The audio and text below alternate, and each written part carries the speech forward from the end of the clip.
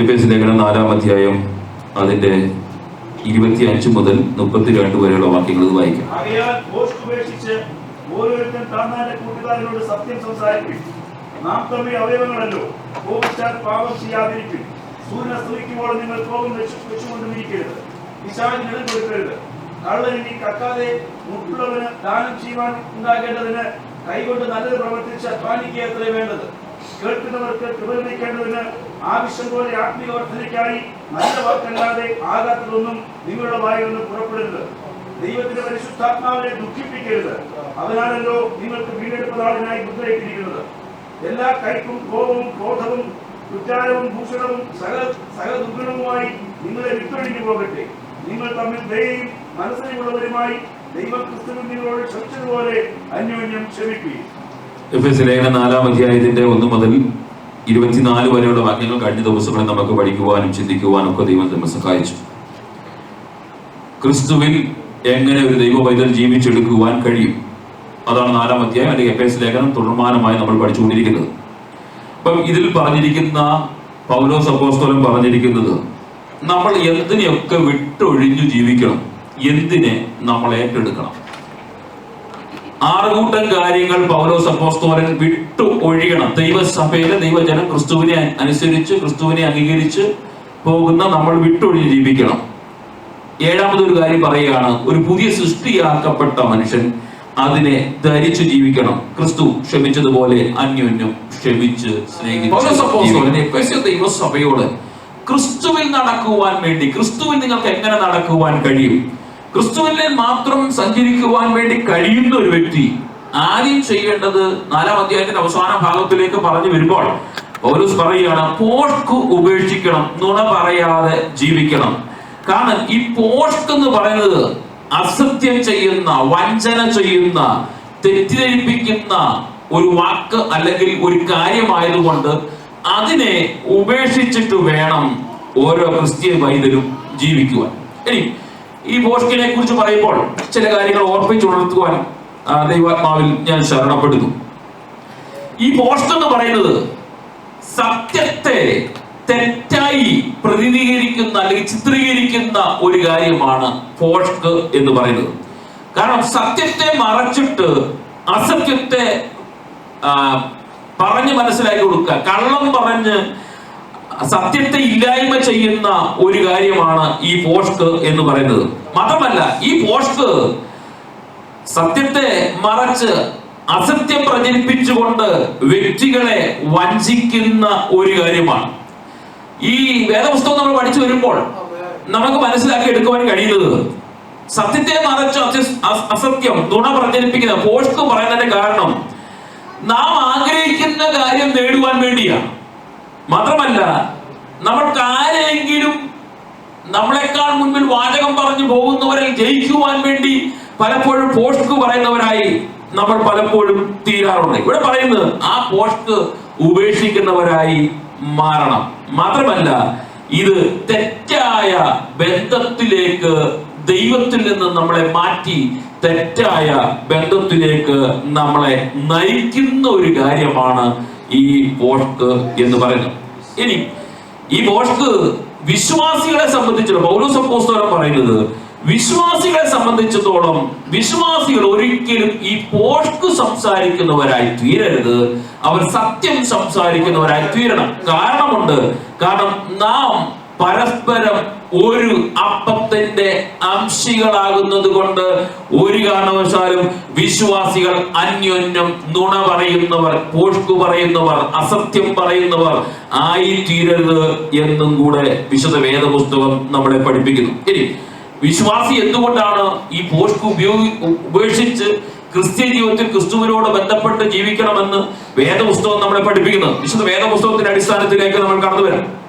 വിശുദ്ധ വേദപുസ്തകത്തിൽ ആദ്യം തന്നെ ദൈവം കൽപ്പന കൊടുത്തപ്പോൾ പുറപ്പാട് പുസ്തകം 20-ാം അധ്യായത്തിന്റെ 16-ാം വാക്യത്തിൽ ഇപ്രകാരമാണ് പറയുന്നത്, 10 കൽപ്പനയിൽ ഒരു കൽപ്പനയാണല്ലോ കൂട്ടുകാരന്റെ നേരെ കള്ളസാക്ഷ്യം പറയരുത്, കൂട്ടുകാരന്റെ നേരെ നുണ പറയുന്നവരായി തീരരുത്, കൂട്ടുകാരന്റെ നേരെ പോഷ്ക് പറയുന്നവരായി തീരരുത്. മാത്രമല്ല ഈ അസത്യം പറയുന്നത് മനുഷ്യനെ അശുദ്ധമാക്കുന്ന ഏറ്റവും വലിയൊരു പാപത്തിന്റെ ഗണത്തിൽപ്പെട്ട ഒരു കാര്യമാണ്. നമ്മൾ പലപ്പോഴും പാപത്തിന്റെ ഗണത്തിൽ, പലപ്പോഴും നമ്മുടെ ചിന്താഗതികൾ, നമ്മുടെ ക്രിസ്ത്യൻ ജീവിതത്തിനകത്തെ പല ചിന്താഗതികൾ, നമ്മൾ ചെയ്തു കൂട്ടുന്ന കാര്യങ്ങളൊന്നും പാപത്തിന്റെ ഗണത്തിൽപ്പെടാതെ നമ്മുടെ ഒരു കാറ്റഗറിയിൽ പറയുന്ന ഒത്തിരി കാര്യങ്ങളുണ്ട്. അത് പാപത്തിന്റെ ഗണത്തിൽ നമ്മൾ ചിന്തിക്കുമ്പോൾ ഈ പൗലോസ് അപ്പോസ്തലൻ ദൈവവചനത്തിലൂടെ, അല്ലെങ്കിൽ യേശു കർത്താവ് ദൈവവചനത്തിലൂടെ നമ്മളെ ഓർപ്പിച്ചുണർത്തുന്നത്, നുണ പറയുന്നത്, പോഷ്കു പറയുന്നത്, അസത്യം പറയുന്നത്, വിശ്വാസികൾക്കെതിരെ മറ്റുള്ള കാര്യങ്ങൾ പറഞ്ഞു പ്രചരിപ്പിക്കുന്നത് പാപത്തിന്റെ ഗണത്തിൽപ്പെടുന്ന ഒരു കാര്യമാണ്. മത്തായി സുവിശേഷം 15-ാം അധ്യായത്തിന്റെ 19-ാം വാക്യം വായിച്ചു വരുമ്പോൾ അവിടെ യേശു കർത്താവ് പറഞ്ഞൊരു വാചകം ഇപ്രകാരം കാണുവാൻ, എങ്ങനെയെന്നാൽ ദുശ്ചിന്ത, കൊലപാതകം, വ്യഭിചാരം, പരസംഗം, മോഷണം, കള്ളസാക്ഷ്യം, ദൂഷണം എന്നിവ നിങ്ങളുടെ ഹൃദയത്തിൽ നിന്ന് പുറപ്പെടുന്നു. അപ്പോൾ ഇത് പുറപ്പെടുന്നുണ്ടെങ്കിൽ ജഡത്തിന്റെ ശരീരത്തിനകത്തുനിന്ന് ഇത് പുറപ്പെടുന്നതാണെന്ന് തിരിച്ചറിവ് പ്രാപിച്ച ദൈവജനം അതിനെ മാറ്റിയിട്ട്, ഇത് പറയുന്നതിനെ മാറ്റിയിട്ട്, ഈ പോഷ്കു പറയുന്നതിനെ മാറ്റിയിട്ട് സത്യത്തിന്റെ ആത്മാവിനെ ധരിച്ച ഓരോ വ്യക്തിയും സത്യം മാത്രം സംസാരിക്കുന്നവരായി മാറണം. മാത്രമല്ല, ഈ അസത്യം, ഈ പോഷ്ക് കടന്നു വരുന്നത് ആരിൽ നിന്നാണ്? പിശാചിന്റെ വാക്കുകളിൽ നിന്ന്, അവനുമായി ബന്ധപ്പെട്ടവരിൽ നിന്നാണ് ഇത് കടന്നു വരുന്നത്. ഞാൻ പറയുന്ന വാക്കുകളല്ല, വേദപുസ്തകം പറയുന്ന വാക്കുകളാണ്. ഞാൻ പറയാം, യോഹന്നാന്റെ സുവിശേഷം 2-ാം അധ്യായത്തിന്റെ 44-ാം വാക്യം നമുക്ക് ഒരു പക്ഷേ അറിവുള്ളതായിരിക്കും. നിങ്ങൾ പിശാചിന്റെ പിതാവിന്റെ മക്കൾ, നിങ്ങളുടെ പിതാവിന്റെ മോഹങ്ങളെ ചെയ്യുവാനും ഇച്ഛിക്കുന്നു. അവൻ ആദ്യം മുതൽ കൊലപാതകനായിരുന്നു. അവൻ സത്യം ഇല്ലായകൊണ്ട് സത്യത്തിൽ നിൽക്കുന്നില്ല. അവൻ പോഷ്കു പറയുമ്പോൾ സ്വന്തത്തിൽ എടുത്തു പറയുന്നു. അവൻ പോഷ്കു പറയുന്നവനും അതിന്റെ അപ്പനുമാകുന്നു. അപ്പോൾ നമ്മൾ നമ്മുടെ ക്രിസ്ത്യൻ ജീവിതത്തിനകത്ത് നമ്മുടെ കാര്യസ്വാമിത്വത്തിന് വേണ്ടിയോ, നമ്മുടെ ലാഭത്തിന് വേണ്ടിയോ, നമ്മുടെ ഭാഗം ജയിക്കുവാൻ വേണ്ടിയോ, നമ്മുടെ ഇഷ്ടങ്ങൾക്ക് വേണ്ടിയോ നമ്മൾ ദൈവാത്മാവിനെ വിട്ടിട്ട് എന്തെങ്കിലും കാര്യങ്ങൾ അസത്യമായി സംസാരിക്കുന്നുണ്ടെങ്കിൽ ഈ രാത്രിയിൽ ഞാൻ ഉൾപ്പെടെ ചിന്തിച്ചോണം, നമ്മളിൽ വ്യാപരിക്കുന്നത് ഈ ലോകത്തിലെ നയിക്കുന്ന സാത്താന്റെ ശക്തിയാണ്, ദൈവാത്മാവിന്റെ ശക്തി ആകുന്നില്ല എന്ന് ഈ വേദപുസ്തകം നമ്മളെ വളരെ വ്യക്തമായി പഠിപ്പിക്കുകയാണ്. അതുകൊണ്ട് നമ്മൾ എന്ത് ചെയ്യണം? ഈ അസത്യം പറയുന്നുണ്ടെങ്കിൽ, പോഷ്കു പറയുന്നുണ്ടെങ്കിൽ, വഞ്ചനപരമായ മറ്റുള്ളവർക്കെതിരെ നമ്മൾ കുറ്റാരോപിക്കുന്നുണ്ടെങ്കിൽ ഒരു കാര്യം ഓർത്തോണം, നമ്മളിൽ വ്യാപരിക്കുന്ന ആ ആത്മാവിനെ മാറ്റിയിട്ട് ഈ രാത്രിയിലും കർത്താവേ, സത്യത്തിന്റെ ആത്മാവ് എന്നിലൊന്ന് വ്യാപരിക്കണമേ എന്ന് വ്യക്തമായി ദൈവസന്നിധിയിൽ പ്രാർത്ഥിക്കണം. മാത്രമല്ല, ഈ പോഷ്ക് എന്ന് പറയുന്നത് വിഗ്രഹ ആരാധനയുമായിട്ട് ഏറ്റവും അടുത്ത ബന്ധമുള്ളൊരു കാര്യമാണ്. അങ്ങനെ ആ പോഷ്കു പറയുന്നവനെ സ്വർഗരാജ്യത്തിന് അവകാശികളാക്കുവാൻ ദൈവാത്മാവ് തയ്യാറാകില്ല എന്ന് വേദപുസ്തകം വ്യക്തമായി നമ്മളെ പഠിപ്പിക്കുന്നു. വെളിപ്പാട് പുസ്തകം 21-ാം അധ്യായത്തിന്റെ 27-ാം വാക്യം ഞാൻ വായിക്കാം. കുഞ്ഞാടിന്റെ ജീവോത്സവത്തിൽ എഴുതിയിരിക്കുന്നതല്ലാതെ അശുദ്ധമായത് യാതൊന്നും മ്ലേച്ഛതയും പോഷ്കും പ്രവർത്തിക്കുന്നതിന് ആരും അതിൽ കടക്കുകയില്ല. നമ്മൾ ദൈവസന്നിധിയിൽ വളരെ ആകാംക്ഷയോടും പ്രാർത്ഥനയോടും നമ്മുടെ ഉപവാസത്തോടും ദൈവസന്നിധിയിൽ വളരെയധികം ആവലോട് കാഹളത്തിന്റെ ധ്വനി കേൾക്കുവാൻ വേണ്ടി വളരെ ആകാംക്ഷയോട് ഞാൻ നിങ്ങൾ കാത്തിരിക്കുമ്പോൾ ഈ രാത്രിയിൽ ചിന്തിച്ചോണം, ദൈവാത്മാവ് പരിശുദ്ധിയിൽ ജീവിക്കുന്ന ഒരു വ്യക്തിയെ തിരഞ്ഞെടുക്കുന്നത്. വേദപുസ്തകം പറയുന്നത് നമ്മൾ പലപ്പോഴും ചോദിക്കാറുള്ള ചോദ്യമുണ്ട്. വേദപുസ്തകത്തിൽ പറയുന്നത് എപ്രകാരം 100% പ്രമാണിച്ചുകൊണ്ട് ആർക്കു ജീവിക്കുവാൻ കഴിയും എന്നൊക്കെ നമ്മൾ പലപ്പോഴും ചോദിക്കാറുള്ള ചോദ്യമാണ്. പക്ഷേ നമ്മൾ അറിഞ്ഞ ദൈവിക മർമ്മങ്ങളെ അടിസ്ഥാനപ്പെടുത്തി നമ്മുടെ ജീവിതത്തെ ക്രമീകരിച്ചു പോയില്ലെങ്കിൽ ഇവിടെ പറഞ്ഞിരിക്കുന്നത് പോഷ്ക് പ്രവർത്തിക്കുന്നവരാരും സ്വർഗരാജ്യത്തിന്റെ അവകാശികളായി തീരത്തില്ല. എന്റെ പ്രിയ സ്നേഹിതരെ, ദൈവസഭയിൽ നുണ പറയുന്നവർ, ദൈവസഭയിൽ അസത്യങ്ങൾ പ്രചരിപ്പിക്കുന്നവർ, ദൈവസഭയ്ക്ക് വേണ്ടി, ദൈവസഭയിലെ വിശ്വാസികൾക്ക് വേണ്ടി, ഞാൻ മുമ്പ് ഓർപ്പിച്ചതുപോലെ ദൈവസഭയിലെ വിശ്വാസികൾക്കെതിരെ ഞാനും നിങ്ങളും അസത്യം പ്രചരിപ്പിക്കുക. ഒരു കാര്യം ഓർത്തോണം, ക്രിസ്തുവിനാൽ തെരഞ്ഞെടുക്കപ്പെട്ട് ഒരു ശരീരത്തിന്റെ അംശങ്ങളാക്കി ദൈവസഭയുടെ ഭാഗമാക്കി നമ്മളെ വെച്ചിരിക്കുമ്പോൾ, നമ്മുടെ ഒരു അവയവത്തിന് എതിരെ ഞാനും നിങ്ങളും പ്രവർത്തിക്കുമ്പോൾ അത് സ്വർഗരാജ്യത്തിന് കടക്കുവാൻ നമുക്ക് തടസ്സമായി തീരും. അതുകൊണ്ട് അത് ഉപേക്ഷിച്ച് ഞാനും നിങ്ങളും ജീവിക്കുന്നവരായി തീരണം. അതേ വെളിപ്പാട് പുസ്തകം 22-ാം അധ്യായത്തിന്റെ 15-ാം വാക്യം വായിച്ചു വരുമ്പോൾ നമുക്കറിയാം, ശുദ്രക്കാരും ദുർനടപ്പുകാരും കുലപാതകന്മാരും ബിംബാരാധികളും പോഷ്കിൽ പ്രിയപ്പെടുന്നവരും അതിൽ പ്രവർത്തിക്കുകയും ചെയ്യുന്ന ഏവനും പുറത്തു തന്നെ. ഒത്തിരി പേരുടെ ലിസ്റ്റ് പറഞ്ഞു വന്നിട്ട് ബിംബാരാധികളുടെ കൂട്ടത്തിൽ ചേർത്ത് പിടിച്ചിരിക്കുന്ന ഒരു കാര്യമുണ്ട്. പോഷ്കിൽ പ്രവർത്തിക്കുന്നവരും അതിൽ പ്രിയപ്പെടുന്നവരും. ഞാനും നിങ്ങളും പറഞ്ഞില്ലെന്ന് വന്നേക്കാം, അത് കേൾക്കാൻ ഞാനും നിങ്ങളും തയ്യാറാകുന്നുണ്ടെങ്കിൽ നമ്മളെയും സ്വർഗരാജ്യത്തിന് അവകാശത്താക്കില്ല എന്നാണ് വേദപുസ്തകം നമ്മളെ പഠിപ്പിക്കുന്നത്. എന്റെ പ്രിയ സ്നേഹിതരെ, ഒരുവൻ പോഷ്ക് പറയുന്നുണ്ടെങ്കിൽ അസത്യമായത് നുണ പറഞ്ഞ് പ്രചരിപ്പിക്കുന്നത് കേൾക്കുവാൻ വേണ്ടി എന്റെ ചെവി അതിനു വേണ്ടി ചായച്ചു കൊടുത്ത് അവനോടൊപ്പം ഇരിക്കുന്നുണ്ടെങ്കിൽ ഞാനും ഈ കാറ്റഗറി പെട്ടവനാണ്, എനിക്കും സ്വർഗരാജ്യാവകാശമാക്കത്തില്ലെന്ന വേദപുസ്തകം പറയുന്നു. അതുകൊണ്ട് ഞാൻ ഉൾപ്പെടെ ഇന്ന് രാത്രി ചിന്തിക്കുന്ന, കർത്താവേ, ഇന്ന് രാത്രി കർത്താവ് വന്നാൽ ഞാൻ പോകുമോ? എന്റെ ജീവിതത്തിനകത്ത് ഇങ്ങനൊരു പ്രവൃത്തി ഉണ്ടെങ്കിൽ അതിനെ ഉപേക്ഷിച്ച് ജീവിതയാത്ര മുന്നോട്ട് നയിക്കുവാൻ കഴിയണം.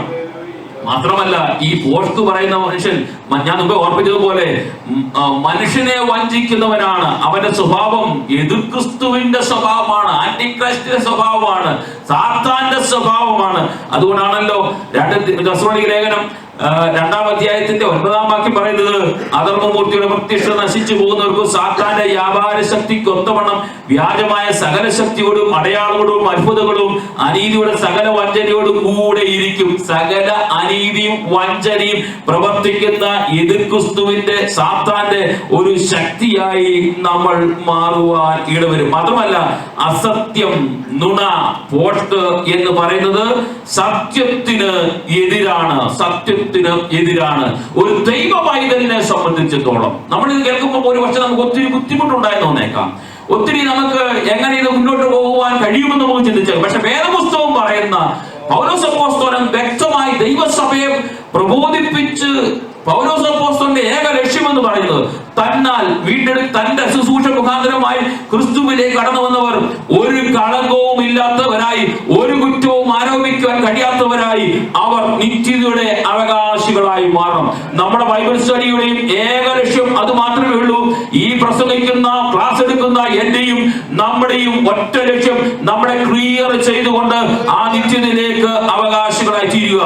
അസത്യം പ്രചരിപ്പിക്കുന്നവർ സത്യത്തിന് എതിരാണ്. 1 യോഹന്നാന്റെ ലേഖനം 2-ാം അധ്യായം അതിന്റെ 27-ാം വാക്യം, അവനാൽ പ്രാപിച്ച അഭിഷേകം നിങ്ങളിൽ വസിക്കുന്നു, ആരും നിങ്ങളെ ഉപദേശിക്കാൻ ആവശ്യമില്ല, അവന്റെ അഭിഷേകം തന്നെ നിങ്ങൾ സകലം ഉപദേശിച്ചിരിക്കാനും അത് പോഷ്കല്ല, സത്യമായിരിക്കുന്നു. അപ്പം ആ സത്യം, പോഷ്കല്ലാത്ത സത്യമാകുന്ന ദൈവാത്മാവിന്റെ ശക്തിയെ തിരിച്ചറിഞ്ഞ് അതിനു വേണ്ടി ജീവിച്ചെടുക്കുവാൻ എനിക്ക് നിങ്ങൾക്ക് കഴിയണം. ഇനി 2-ാമത്തെ കാര്യം, ഒരുപക്ഷെ നമുക്കെല്ലാവർക്കും ജീവിതയാത്രയിൽ അനുഭവിക്കുന്ന ഒരു കാര്യമാണ് കോപം എന്നത്. വിശ്വാസി അത് അഴിച്ചു മാറ്റി ക്രിസ്തുവിൽ നടക്കുവാൻ, ക്രിസ്തുവിൽ ജീവിച്ചെടുക്കുവാൻ കഴിയണം. ജീവിതയാത്രയിൽ നമ്മുടെ ക്രിസ്ത്യ ജീവിതത്തിനകത്ത് നമുക്ക് കോപമുണ്ടെങ്കിൽ ആ കോപത്തെ മാറ്റി ജീവിച്ചെങ്കിൽ മാത്രമേ നമുക്ക് ക്രിസ്തുവിനോട് ചേർന്ന് ജീവിച്ചെടുക്കുവാൻ കഴിയുള്ളൂ. ഇനി ഈ കോപം 3 തരത്തിലുണ്ട്. അതുകൊണ്ട് ഞാൻ പറയാം. തെറ്റായ കോപമുണ്ട്. സ്വാർത്ഥ താല്പര്യങ്ങൾക്ക് വേണ്ടി ആ കോപം, അതിനെ അങ്ങനെ വിളിക്കാൻ പറ്റും. സ്വാർത്ഥ താല്പര്യങ്ങൾക്ക് വേണ്ടി കോപിക്കുന്നവരുണ്ട്. സ്വാർത്ഥ താല്പര്യങ്ങൾക്ക് വേണ്ടി ആ കോപം അത് വിദ്വേഷം ഉണ്ടാക്കുന്ന ഒരു കോപമാണ്. അത് മറക്കുവാൻ കഴിയാത്തൊരു കോപമാണ്. അത് നീണ്ടു നിൽക്കുന്ന പ്രതികാര ഇച്ഛയുള്ള ഒരു കോപമാണ്. അപ്പൊ തെറ്റായ കോപം എന്ന് പറയുമ്പോൾ അതിന് വ്യക്തികളുമായി നമ്മൾ കോപിക്കുമ്പോൾ നമ്മൾ പലപ്പോഴും നമ്മൾ ന്യൂസ് പേപ്പറിലോ കാണാറുണ്ടല്ലോ, ആ കോപം നീണ്ട വർഷങ്ങൾ നിന്നിട്ടും അത് പ്രതികാര ഇച്ഛയോടുകൂടി അതിന്റെ പ്രവൃത്തി ചെയ്യുന്നതായി കാണുവാൻ കഴിയുന്നുണ്ട്. അപ്പോൾ ആ കോപം വേദപുസ്തകത്തിൽ നമുക്ക് കാണുവാൻ കഴിയുന്നുണ്ട്. മാത്രമല്ല, നിന്ദയുണ്ടാക്കുന്ന ഒരു കോപമുണ്ട്. മറ്റുള്ളവരെ പരിഹസിക്കുന്ന, മറ്റുള്ളവരെ നിന്ദിക്കുന്ന, അഹങ്കാരത്തോടുകൂടി നമ്മുടെ വാക്കുകൾ ഉപയോഗിച്ചുകൊണ്ട് മറ്റുള്ളവരെ വേദനിപ്പിക്കുന്ന രീതിയിൽ സംസാരിക്കുന്ന കോപം, അതും വേദപുസ്തകത്തിൽ നമുക്ക് കാണുവാൻ കഴിയുന്നുണ്ട്. ഈ സദൃശ്യവാക്യം 21-ാം അധ്യായത്തിന്റെ 24-ാം വാക്യം വായിച്ചു വരുമ്പോൾ നമുക്ക് കാണാം, നിങ്ങളും ഗർവവും ഉള്ളവന് പരിഹാസി എന്ന് പേർ, അവൻ ഗർവത്തെ അഹങ്കാരത്തോട് പ്രവർത്തിക്കുന്നു. അപ്പോൾ ആ കോപം എന്ന് പറയുന്നത് മറ്റുള്ളവനെ താളടിയാക്കുവാൻ വേണ്ടി, അവനെ വാക്കുകൾ ഉപയോഗിച്ചുകൊണ്ട് നിന്ദിക്കുവാനും പരിഹസിക്കുവാനും, അവന്റെ മേൽ പറയപ്പെടുന്ന അവന്റെ ജീവിതയാത്രയിൽ അവൻ അനുഭവിക്കുന്ന വേദനയെ നോക്കിക്കൊണ്ട് നമ്മൾ പരിഹസിക്കുന്ന ഒരു കോപം. മാത്രമല്ല ശപിക്കുന്ന കോപങ്ങളും നമുക്ക് കാണുവാൻ കഴിയുന്നുണ്ട്. എങ്കിൽ വേദപുസ്തകത്തിൽ ശരിയായ കോപമുണ്ട്. വേദപുസ്തകം വായിക്കുന്ന എനിക്ക് നിങ്ങൾക്കും അറിയാം, ശരിയായ കോപം, ന്യായമായ കോപം. വിശുദ്ധ വേദപുസ്തകം, അതുകൊണ്ടാണല്ലോ കഴിഞ്ഞ ദിവസം നമ്മൾ ദൈവദാസനിലൂടെ കേട്ടല്ലോ, ഈ റോമാലേഖനം 12-ാം അധ്യായത്തിന്റെ 18-ാം വാക്യം പറഞ്ഞു, കഴിയുമെങ്കിൽ നിങ്ങൾ ആവോളം സകല മനുഷ്യരോടും സമാധാനമായിരിക്കും. അപ്പോൾ ശരിയായ കോപം എന്താ? അത് യേശുക്രിസ്തുവാണ് യഥാർത്ഥ മാതൃക നമുക്ക് കാണിച്ചു തന്നത്. യോഹന്നാന്റെ സുവിശേഷം 2-ാം അധ്യായത്തിന്റെ 13 മുതൽ താഴോട്ടുള്ള വാക്യങ്ങൾ വായിച്ചു വരുമ്പോൾ, യഹൂദന്മാരുടെ പെസഹ ദിവസം ആകൊണ്ട് യേശു യെരൂശലേം ദേവാലയത്തിൽ ചെന്നു. നമുക്കറിയാം, ദേവാലയത്തിലെ കാള, ആട്, പ്രാവ് എന്നിവയെ വിൽക്കുന്നവരെയും അവിടെ ഇരിക്കുന്ന പന്മാണിവക്കാരെയും കണ്ട് കയർത്തുകൊണ്ട് ചമ്മട്ടി ഉണ്ടാക്കി ആടുമാടുകളെയും കൂട്ടി എല്ലാവരും ദേവാലയത്തിൽ പുറത്താക്കി. അപ്പൊ നമുക്കറിയാം, ആ വാക്കുകൾ താഴോട്ട് നമുക്ക് വായിച്ചു വരുമ്പോൾ കാണാൻ കഴിയുന്നുണ്ട്. യേശു ക്രിസ്തു ചെയ്തത് ദൈവസഭയിൽ, ദൈവാലയത്തിൽ പ്രവർത്തിക്കുവാൻ കഴിയാത്ത ഒന്നിനെ കണ്ടിട്ട് അതിനെതിരെ പ്രവർത്തിച്ചു. അത് ശരിയായ കോപമാണ്. പ്രിയ സഹോദരരെ, ഞാനും നിങ്ങൾ ദൈവസഭയിലായിരിക്കുമ്പോൾ ദൈവവചനത്തിന്റെ എതിരെ ദുരുപദേശം പ്രചരിപ്പിക്കുന്ന ഒരു വ്യക്തിയോടോ, ദൈവസഭയ്ക്കെതിരെ പ്രവർത്തിക്കുന്ന ഒരു വ്യക്തിയോടോ ഞാൻ നിങ്ങൾ ഒരു സംസാരിച്ചാൽ അത് ശരിയായ കോപത്തിൽ പെടുന്നതാണ്. കാരണം ദൈവാത്മാവിനനുസരിച്ച് സഭയ്ക്കെതിരെ, ദൈവവചനത്തിനെതിരെ പറയുന്നവരെ തെറ്റിതിരുത്തേണ്ട ഉത്തരവാദിത്വം ദൈവസഭയ്ക്കും, ദൈവദാസന്മാർക്കും, ദൈവസഭയിലെ വിശ്വാസികൾക്കുമുണ്ട്.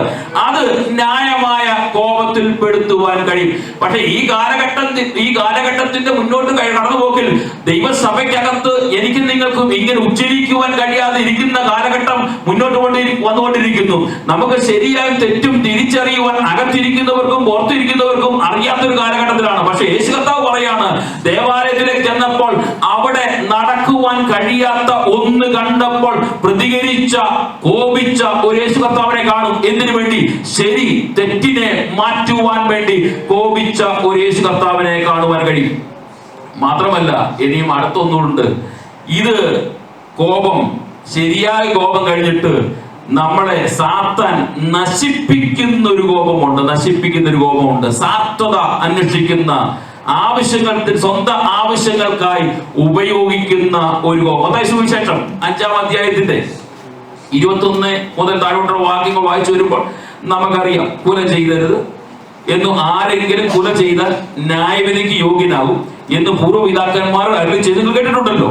ഞാനോ നിങ്ങളോട് പറയുന്നു, സഹോദരനോട് കോപിക്കുന്നവൻ എല്ലാം ന്യായവിധിക്ക് യോഗ്യനാകും. അടുത്ത വാക്യമാണ് ഏറ്റവും നല്ല സ്റ്റേറ്റ്മെന്റ്.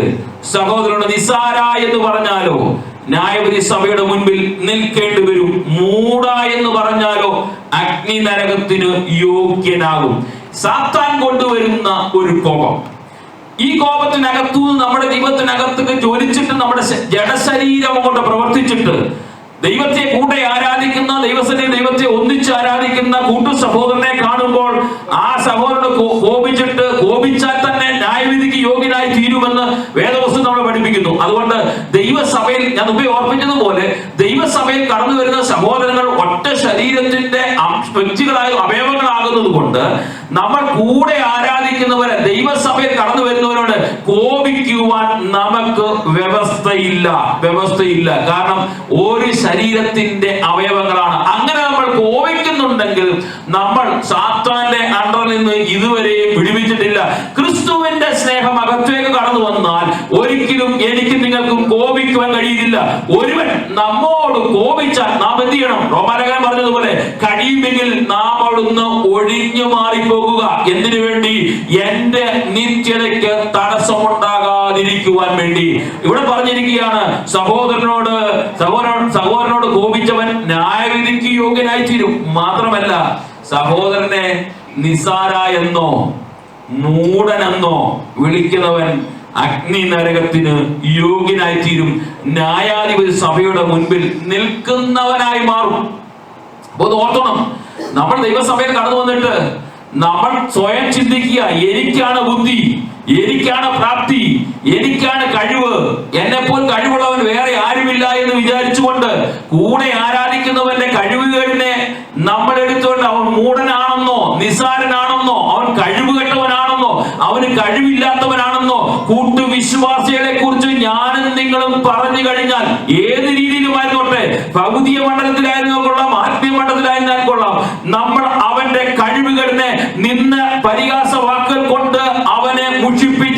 ഇവിടെ പറയുന്ന ഒരു വാക്കുണ്ട്, അവൻ അഗ്നി നരകത്തിന് യോഗ്യനാകും. കാരണം ദൈവദാസന്മാർ പോയ പോക്കൊക്കെ ഒന്ന് ചിന്തിക്കുന്നത് നല്ലതാ.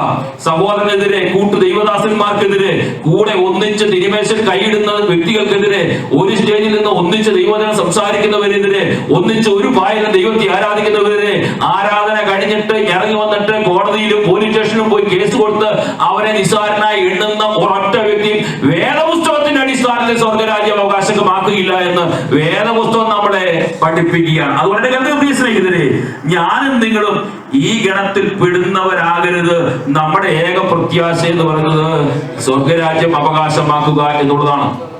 അതുകൊണ്ടാണല്ലോ കൊലോസ്യ ലേഖനം 3-ാം അധ്യായത്തിൽ 8-ാം വാക്യത്തിൽ പൗലോസ് അപ്പോസ്തലൻ പറയുകയാണ്, ഇപ്പോഴോ നിങ്ങളും കോപം, ക്രോധം, ഈർഷ്യ, വായിൽ നിന്ന് വരുന്ന ദൂഷണം, ദുർഭാഷണം ഇവ ഒക്കെയും വിട്ടുകളഞ്ഞ് നടക്കണം.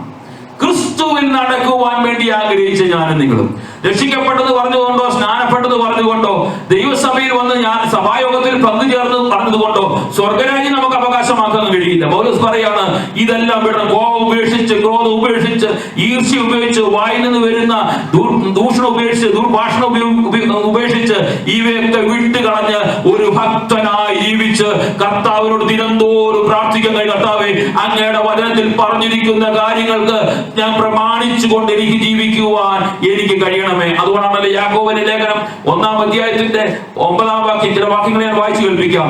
1-ാം അധ്യായത്തിന്റെ 19-ാം വാക്യം വായിക്കുന്നത്, പ്രിയ സഹോദരന്മാരെ, നിങ്ങൾ അത് അറിയുന്നല്ലോ, ഇത് എന്നാൽ ഏതു മനുഷ്യനും കേൾപ്പാൻ വേഗതയും പറയുവാൻ താമസവും കോപത്തിന് താമസവും ഉള്ളവനായിരിക്കട്ടെ. ആരെങ്കിലും നമുക്കെതിരെയോ നമ്മുടെ ജീവിതത്തിനെതിരെയോ ഒരു വാക്ക് ഉപയോഗിച്ച് നമ്മളെ സഹായിക്കുകയോ നമ്മോട് കോപിക്കുകയോ ചെയ്താൽ അവനോട് പറയാൻ താമസവും നമ്മൾ കേൾക്കാൻ താമസവും പറയാൻ താമസവും ഉള്ളവനായി മാറണം.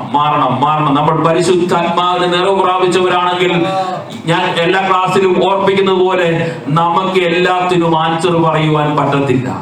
കാരണം നമ്മളകത്ത് പരിശുദ്ധാത്മാവുണ്ടെങ്കിൽ കേൾക്കുന്നതിനെല്ലാം ആൻസർ പറയാൻ കഴിയത്തില്ല. പറയുവാൻ താമസവും കോപത്തിനു താമസവും ഉള്ളവർ ആയിരിക്കട്ടെ. അതുകൊണ്ടാണല്ലോ യോഹന്നാൻ ലേഖനം 3-ാം അധ്യായത്തിന്റെ 15-ാം വാക്യം പറയുന്നു, സഹോദരന്മാരെ, സഹോദരനെ പയക്കുന്നവനെല്ലാം കുലപാതകനാകുന്നു. യാതൊരു കുലപാതകനും നിത്യജീവൻ ഉള്ളിൽ വസിച്ചിരിപ്പില്ല എന്ന് നിങ്ങൾ അറിയുന്നു.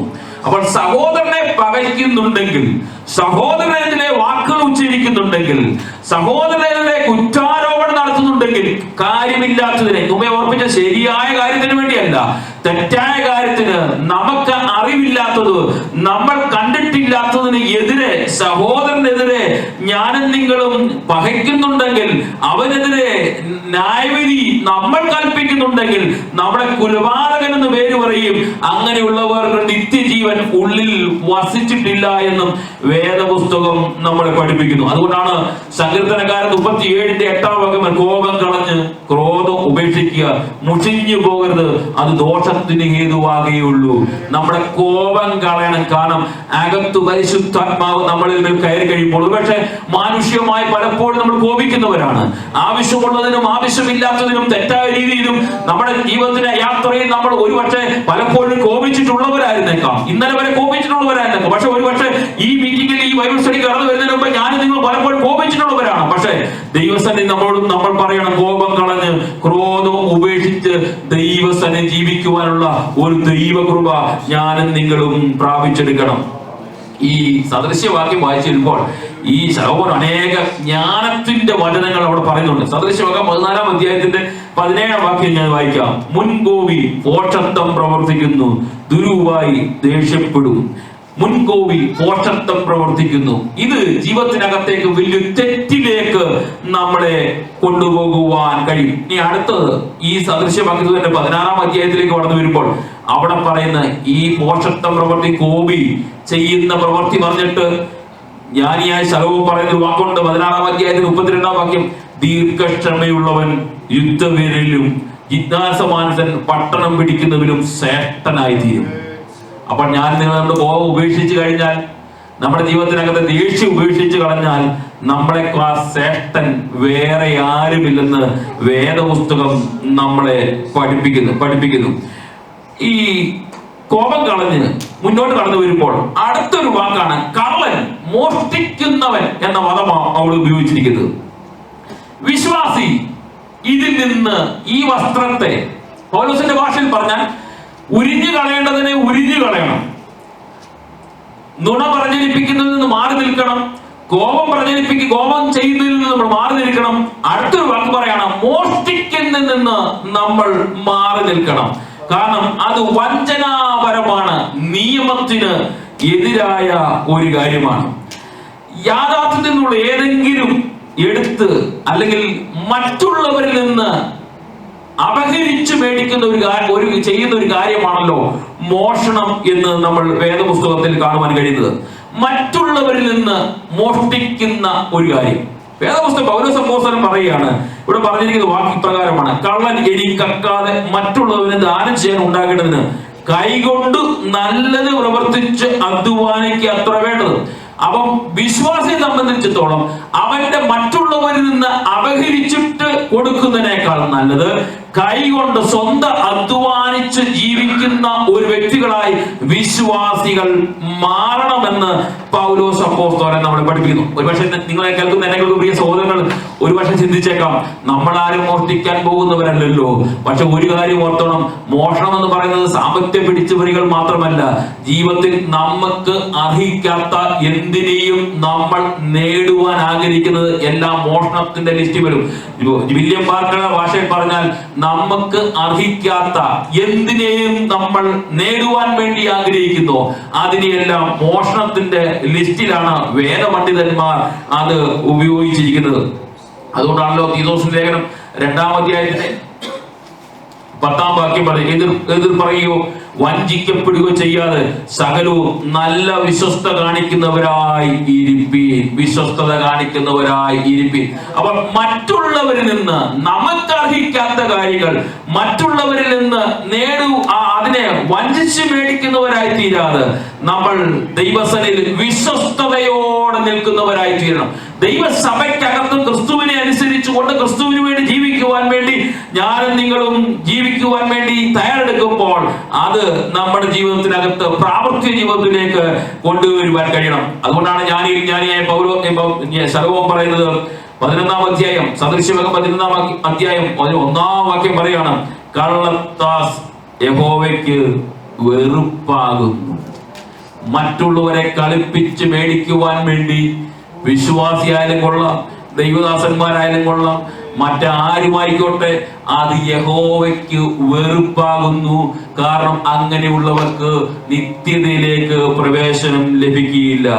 അതുകൊണ്ടാണ് അതേ 20-ാം അധ്യായത്തിന്റെ 14-ാം വാക്യം സദൃശ്യവാക്യം 20-ന്റെ-14 വരുമ്പോൾ വിലയ്ക്ക് വാങ്ങുന്നവൻ, ഞാനും നിങ്ങളും കടയിൽ പോയി ഞാൻ ഇത് രാവിലെ ഇങ്ങനെ വായിച്ചുകൊണ്ടിരുന്നപ്പോൾ എന്റെ ഹൃദയത്തിനകത്ത് ഇങ്ങനെ ഞാൻ ചിന്തിച്ചു.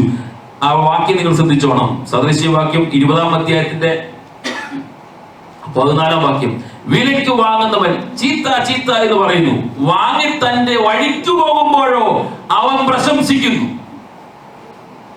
ഞാൻ ശലോമോൻ പറയുകയാണ്, കടയിൽ ചെന്നൊരു സാധനം മേടിക്കുവാൻ വേണ്ടി നമ്മൾ ചെല്ലുമ്പോൾ നമ്മൾ കടക്കാരൻ പറഞ്ഞൊരു വാക്കുണ്ട്, ഇത് അത്ര ഗുണമുള്ള സാധനമൊന്നുമല്ല, ഇതിന് ഇത്ര വിലയൊന്നുമില്ല.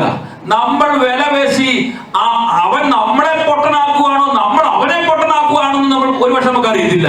അവിടെ പറയാം, എന്നിട്ട് സ്വന്തം വഴിക്ക് വരുമ്പോൾ നമ്മൾ പറയുന്ന ഒരു കാര്യമുണ്ട്, നമുക്ക് ലാഭത്തിന് കിട്ടിയെന്ന്. അങ്ങനെ പറയുന്നവരും അവൻ ദൈവത്തിന്റെ ആത്മാവിനാൽ വസിക്കുന്നവനല്ല എന്ന വേദപുസ്തകം പറയും. നമ്മൾ പലപ്പോഴും നമ്മൾ ചെയ്യുന്ന ഒരു കാര്യമായത്. ശലോമോൻ പറയാണ്, വിലയ്ക്ക് വാങ്ങുന്നവൻ ചീത്തയാണ്, അത് മോശമാണ് എന്ന് പറയുന്നു. വാങ്ങി തന്റെ വഴിക്ക് പോകുമ്പോഴോ അവൻ പ്രശംസിച്ചിട്ട് അവൻ പോകുന്നു. അപ്പൊ നമ്മുടെ സമ്പാദ്യം എവിടെയാകണമെന്നും ഈ ജ്ഞാനിയായ ഈ ശലോമോൻ തന്റെ സദൃശ്യവാക്യത്തിലൂടെ പറഞ്ഞ് നമ്മളെ ഉത്ബോധിപ്പിക്കുന്നുണ്ട്. കള്ള നാവുകൊണ്ട് ധനം സമ്പാദിക്കുന്നതിന് പാറിപ്പോകുന്ന ആവിയാകുന്നു, അതിനെ അന്വേഷിക്കുന്നവൻ മരണത്തെ അന്വേഷിക്കുന്നു. എന്റെ പ്രിയ സ്നേഹിതരെ, ഞാനും നിങ്ങളും നമ്മുടെ നാവ് കൊണ്ട് നമുക്ക് അർഹിക്കാത്ത ഏതെങ്കിലും ധനം സമ്പാദിക്കുന്നുണ്ടെങ്കിൽ ആ ധനം ആവിയാണെന്ന വേദപുസ്തകം പറയുന്നത്. അത് നമുക്ക് ഉപകരിക്കത്തില്ലെന്ന വേദപുസ്തകം പറയുന്നത്. നമുക്ക് അർഹിക്കപ്പെട്ടത് മാത്രമേ നമ്മുടെ പോക്കറ്റിൽ വരാൻ പോകും. എന്റെ പിതാവ് എന്നോട് പലപ്പോഴും പറയാറൊരു കാര്യമുണ്ട്, എടാ നിന്റെ പോക്കറ്റിലിരിക്കുന്നത് വേറൊരുത്തിന്റെ 10 രൂപ അനർഹമായിട്ട് നിന്റെ പോക്കറ്റിനകത്ത് വരാൻ പാടില്ല. നിന്റെ 10 രൂപ നിനക്ക് നഷ്ടമായാലും നീ അതിനെക്കുറിച്ച് ദുഃഖിക്കുവാനും പാടില്ല. പ്രിയ സ്നേഹിതരെ, നമ്മൾ മറ്റുള്ളവരുടെ ധനം, മറ്റുള്ളവരുടെ സമ്പാദ്യം, മറ്റുള്ളവരുടെ എന്തുമായിരുന്നോട്ടെ, വസ്തുവകളായിക്കോട്ടെ, എന്തുമായിരുന്നോട്ടെ, അത് അനർഹമായിട്ട് നമ്മൾ പിടിച്ചു വെക്കുവാൻ പാടില്ല. അവിടെ വേദപുസ്തകം പറയുന്നത് പാറിപ്പോകുന്ന, ഇതുകൊണ്ട് നമുക്ക് ഉപയോഗിക്കുവാൻ കഴിയാത്ത, നമ്മുടെ ശ്വാസം പോയി കഴിഞ്ഞാൽ നമ്മൾ എന്ത് നേടിയാലും അതിനെല്ലാം അർത്ഥശൂന്യം മാത്രമാണ്. ഇവിടെ വില്യം ബാർക്ലേ പറയുന്ന ഒരു സ്റ്റേറ്റ്മെന്റ് ഉണ്ട്, ആവശ്യത്തിലധികം പണം പൂഴ്ത്തി വെച്ചാലും അത് മോഷണമെന്ന വില്യം ബാർക്ലേ വേദപണ്ഡിതനാണ് പറഞ്ഞിരിക്കുന്നത്. ആ സ്വന്തം ആവശ്യത്തെക്കാൾ കൂടുതൽ പണം നമ്മൾ സ്വരൂപിച്ച് നമ്മുടെ കുഞ്ഞുങ്ങൾക്ക് ജീവിക്കുവാനുള്ളതിനേക്കാൾ കൂടുതൽ, അവരുടെ വിദ്യാഭ്യാസം ലഭിക്കുന്നതിനേക്കാൾ കൂടുതൽ, ഒരു വാക്കുകൂടി ഞാൻ എടുത്തു പറയാം, ദൈവവേലയ്ക്ക് കൊടുക്കേണ്ട സമ്പത്ത് പോലും പലപ്പോഴും കൊടുക്കാതെ നമ്മൾ അത് ശേഖരിക്കുന്നുണ്ടെങ്കിൽ അത് ദൈവത്തിന് തെറ്റ് തന്നെയാണ്. സുവിശേഷ വേലയ്ക്ക് വേണ്ടി കൊടുക്കുവാൻ നമ്മളെ ഏൽപ്പിച്ചിരിക്കുന്ന പണം, നമ്മൾക്ക് ജോലിയിൽ ലഭിക്കുന്ന പണം, നമ്മുടെ സമ്പാദ്യം ലഭിക്കുന്ന പണം, നമ്മളത് കൊടുക്കാതിരിക്കുന്നുണ്ടെങ്കിലും അതും മോഷണത്തിൽ പെടുന്ന ഒരു കാര്യമാണ്. എനിക്കറിയാവുന്ന ഒരു വ്യക്തിയുണ്ട്, തന്റെ മകൻ തനിക്ക് ദശാംശം അയച്ചു കൊടുത്തിട്ട് പറഞ്ഞു, പാസ്റ്റർക്ക് ഇത്ര രൂപ കൊടുത്തേക്കണമെന്ന് പറഞ്ഞു. പാസ്റ്റർക്ക് അച്ചായൻ നല്ല മാന്യനായ അച്ചാനായിരുന്നു. 1000 രൂപ കൊടുക്കണമെന്ന് പറഞ്ഞപ്പോൾ അച്ചായൻ 500 രൂപ എടുത്തിട്ട് 500 പാസ്റ്റർക്ക് കൊടുത്തു. അപ്പൊ ഞാൻ ചോദിച്ചു, അച്ചായൻ അതന്നെ 500ന്റെ ആവശ്യമുള്ളൂ പാസ്റ്റർക്ക്, എനിക്ക് 500ന്റെ ആവശ്യമുണ്ട്. ഇങ്ങനെയുള്ള വിശ്വാസികൾ നമ്മുടെ സമൂഹത്തിനകത്തുണ്ട്. അത് മോഷണത്തിൽ പെടുന്നൊരു കാര്യമാണ്. അതുകൊണ്ട് നമ്മൾ ജീവിക്കേണ്ടത് എങ്ങനെയാണെന്നുള്ളത് നമ്മൾ ഇന്ന് രാത്രിയിൽ ചിന്തിച്ചോണം. ഇനി ഈ ഉൽപ്പത്തി പുസ്തകം 1-ാം അധ്യായത്തിലേക്ക് വരുമ്പോൾ, 1-ാം അധ്യായത്തിന്റെ 28-ാം വാക്യം വായിച്ചു വരുമ്പോൾ, ദൈവം അവരെ അനുഗ്രഹിച്ചു, നിങ്ങൾ സന്താനപുഷ്ടിയുള്ളതായി പെരുകി ഭൂമിയിൽ നിറഞ്ഞ് അതിനെ അടക്കി സമുദ്രത്തിലെ മത്സ്യങ്ങളെയും ആകാശത്തിലെ പർവ്വജാതികളെയും സകല ഭൂമി വാഴുവാൻ എന്ന് അവരോട് കൽപ്പിച്ചു. അപ്പോൾ ഈ ലോകത്ത് ജീവിക്കുന്ന സകല മനുഷ്യർക്കും വാഴുവാൻ വേണ്ടി, ജീവിക്കുവാൻ വേണ്ടി നൽകപ്പെട്ട ഒരു സ്ഥലമാണ് ഈ ഭൂമി എന്ന് പറയുന്നത്. പക്ഷെ അതിനെന്തു പറ്റി? പലപ്പോഴും കാലങ്ങൾ ക്രമീകരിച്ച് കാലങ്ങൾ മുന്നോട്ട് പോയപ്പോൾ പലരും അവരുടെ സ്വന്തമെന്ന് അടക്കി ജീവിക്കുമ്പോൾ വിശ്വാസികളാകുന്ന നമ്മൾ ഇതിന് അനുകൂലിച്ച് നിൽക്കുന്നവരായി തീരരുത്. നമുക്കറിയാം, ചില വർഷങ്ങൾക്ക് മുമ്പ് ഒരു ദുരുപദേശം നമ്മുടെ കേരളത്തിലും നമ്മുടെ ഇന്ത്യയിലൊക്കെ പ്രചരിപ്പിച്ചു. വല്ലവന്റെ പറമ്പിലേക്ക് നോക്കിയിട്ട് 1 രൂപ കോയിൻ എടുത്തിട്ട് എറിഞ്ഞിട്ട് പ്രാർത്ഥിക്കുന്ന ഒരു പരിപാടി. അത് ഈ വേദപുസ്തകത്തിന് എതിരാ.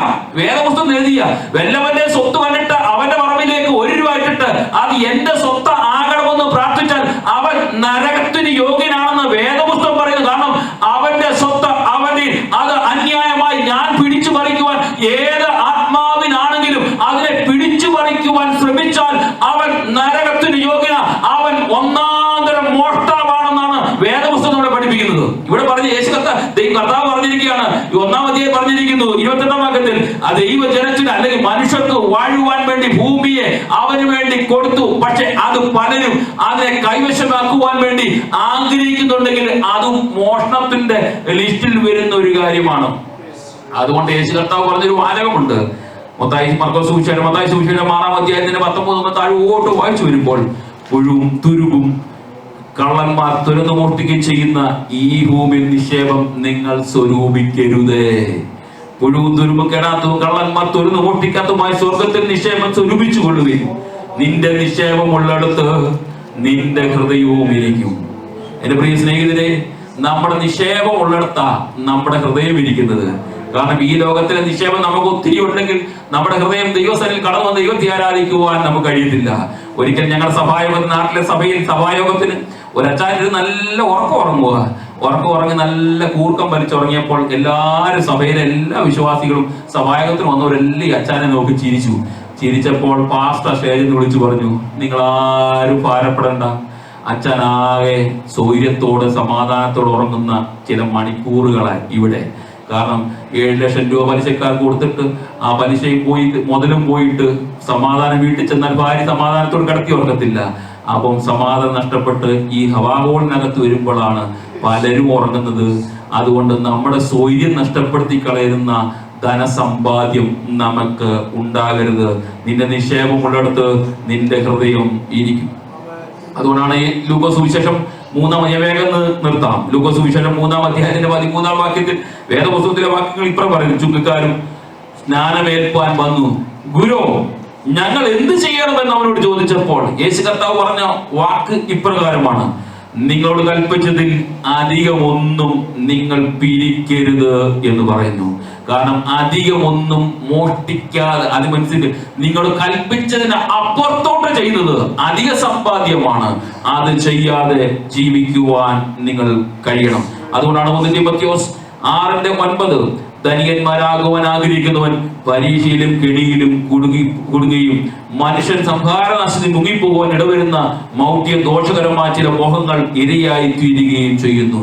ഞാനും നിങ്ങൾ നമ്മുടെ സമ്പാദ്യത്തിന് പുറകെ പോകുമ്പോൾ ഒരു കാര്യം ഓർത്തോണം: നമുക്ക് ഈ ലോക മരുഭൂമി യാത്രയിൽ കർത്താവ് ജീവിക്കാനുള്ളത് നന്മയും അനുഗ്രഹങ്ങളും കർത്താവ് തന്നപ്പോൾ അതിൽ കൂടുതൽ നേടുവാൻ വേണ്ടി നമ്മൾ ഓടിയാൽ നമ്മൾ ദോഷകരമായ പല മോഹങ്ങൾക്കും ഇരയായി തീരുമെന്ന് വേദപുസ്തകം നമ്മളെ പഠിപ്പിക്കുന്നു.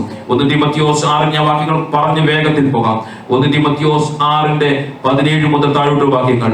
ഈ ലോകത്തിൽ ധനവാന്മാർ ഉന്നത ഭാവം കൂടാതിരിക്കാനും നിശ്ചയമില്ലാത്ത ധനത്തിലല്ല, നമുക്ക് സകലവും ധാരാളമായി അനുഭവിക്കാൻ തരുന്ന ദൈവത്തിൽ ആശ്രയിപ്പാനും നന്മ ചെയ്യുവാനും സൽപ്രവൃത്തികൾ സമ്പന്നരായ ദാനശീലരും ഔദാര്യമുള്ളവരായി സാക്ഷാൽ ജീവനെ പിടിച്ചുകൊള്ളേണ്ടതിന് വരുംകാലത്ത് നല്ലൊരു അടിസ്ഥാനവും നിക്ഷേപിച്ചു കൊള്ളുവാനും ആജ്ഞാപിക്കുക. പൗലോസ് തിമോഥെയോസിന് പറയുകയാണ്, ഈ ലോകത്തിലെ ധനങ്ങളൊക്കെ നിങ്ങൾക്ക് നല്ലൊരു നിക്ഷേപമുള്ളിടത്തേക്ക് നിക്ഷേപിച്ച് ജീവിച്ചെടുക്കുവാൻ നിങ്ങളെ തന്നെ ഒരുക്കുക എന്ന് വേദപുസ്തകം നമ്മളെ പഠിപ്പിക്കുന്നു. മാത്രമല്ല, ഇത് മോഷണത്തെ കുറിച്ച് പറഞ്ഞിട്ട് താഴോട്ട് പറഞ്ഞൊരു ഒറ്റ വാക്കോട് പറഞ്ഞ് അനുകരിക്കാം: അത് നമ്മുടെ ആവശ്യത്തിന് അപ്പുറത്ത് നമ്മൾ നേടുവാൻ കഴിയരുത്. ആവശ്യത്തിന് അപ്പുറത്ത്. അതുകൊണ്ടാണല്ലോ യേശു കർത്താവിന്റെ അടുത്തേക്ക് മത്തായി സുവിശേഷം 19-ാം അധ്യായത്തിൽ 21-ാം വാക്യം ഒരു മനുഷ്യൻ വന്നിട്ട് സൽഗുണപൂർണനാകുവാൻ ഇച്ഛിക്കുന്നു എങ്കിൽ നീ ചെന്ന് നിനക്കുള്ളതെല്ലാം വിറ്റ് ദരിദ്രർക്ക് കൊടുക്കുക, എന്നാൽ നിനക്ക് സ്വർഗത്തിൽ നിക്ഷേപം ഉണ്ടാകും. നമ്മുടെ ജീവിത യാത്രയിൽ നമ്മൾ നേടുന്നതും അധ്വാനിക്കുന്നതും സുവിശേഷ പ്രവർത്തനത്തിന് വേണ്ടി കൊടുത്താൽ, സുവിശേഷ വേലയുടെ ഭാഗമായി തീർന്നാൽ, ഇവിടെ ഇരിക്കുന്ന ദൈവസഭയിലെ ദൈവമക്കളെല്ലാം അതിന്റെ ഭാഗമായി തീർന്നവരാണ്. പക്ഷെ അത് തീർന്നാൽ നമുക്ക് നിക്ഷേപം സ്വർഗത്തിലുണ്ടാകുമെന്നുള്ള കാര്യം നമ്മൾ മറന്നു പോകരുത്.